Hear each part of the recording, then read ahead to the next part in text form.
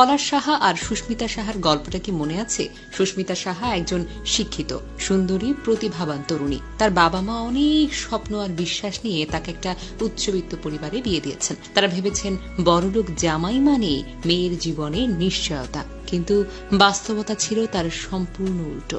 বিয়ের পর সুস্মিতা জানতে পারলেন পলাশ সাহা এখনো মায়ের কোল থেকেই নামেনি। ৩৫ বছর বয়সেও যে ছেলে নিজের সিদ্ধান্ত নিজেই নিতে পারে না, যার জীবনে মা মানেই চূড়ান্ত কৃতিত্ব, সেখানে নতুন বউ আসলে হয়ে যায় শুধু একজন গৃহ পরিচারিকা। সুস্মিতা শ্বশুরবাড়িতে পড়লেন মানসিক নির্যাতনের চক্রে। শাশুড়ির কটূক্তি, অবহেলা আর পরিবারের সদস্যদের তাচ্ছিল্য তাকে ধীরে ধীরে মানসিকভাবে যেন গুড়িয়ে দেয়। তার স্বামীও তার পাশে দাঁড়াননি, বরং ছিলেন নীরব, নিষ্ক্রিয় দর্শক। সুস্মিতা ছিলেন এক ধরনের মিষ্টি স্বপ্নে ভরা এক পরিশ্রমী মেয়ে। তিনি চেয়েছিলেন তার স্বামী হবেন তার সাথী, তার ভালোবাসার মানুষ, কিন্তু পেয়ে গেলেন এমন একজন মানুষ যিনি স্ত্রীর নয়, মায়ের নির্দেশে জীবনকে চালান।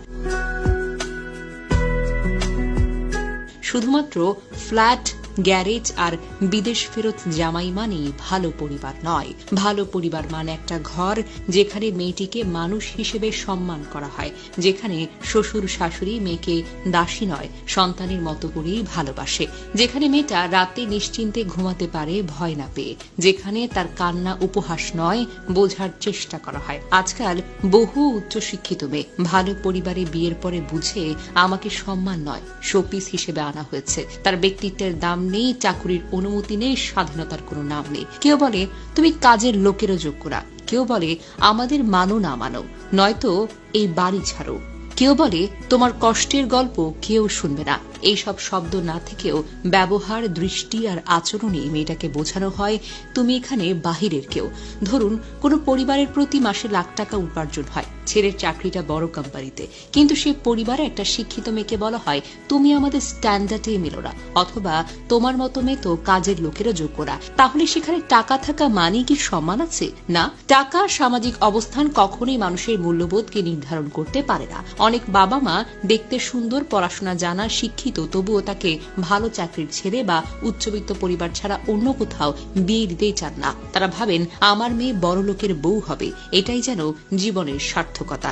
প্রশ্ন হলো, যে ঘরে কি আপনার মেয়ের মর্যাদা থাকবে? সে কি নিজের ইচ্ছে মতো হাসতে, কথা বলতে, সিদ্ধান্ত নিতে পারবে? বিয়ের পর যে মেয়ে প্রতিদিন নিজেকে ছোট ভাবতে বাধ্য হয়, যে সকালে স্বামীর চা বানিয়ে দেওয়ার পরে শুনে তুমি তো কিছুই পারো না, সে কি সত্যিকার অর্থে সুখী? সমাজে এমন বহু মেয়ে আছে যারা বড়লোক পরিবারে গিয়ে অভিযোগ করতেও পারে না, কারণ বলে তোমার তো সব আছে, তুমি আবার কিসের কষ্টে আছো। যে মেয়েটা মা বাবার কাছে ছিল রাজকন্যা, সেই বউ হয়ে গিয়ে শাশুড়ির হাতে মানসিক দাসী হয়। তাই আপনি আপনার মেয়েকে কোথায় বিয়ে দিচ্ছেন, কার কাছে বিয়ে দিচ্ছেন, টাকা পয়সা থেকেও শ্বশুর শাশুড়ি কেমন তা আগে ভালো করে যাচাই বাছাই করে নিন, কারণ মেয়েটা কিন্তু আপনার।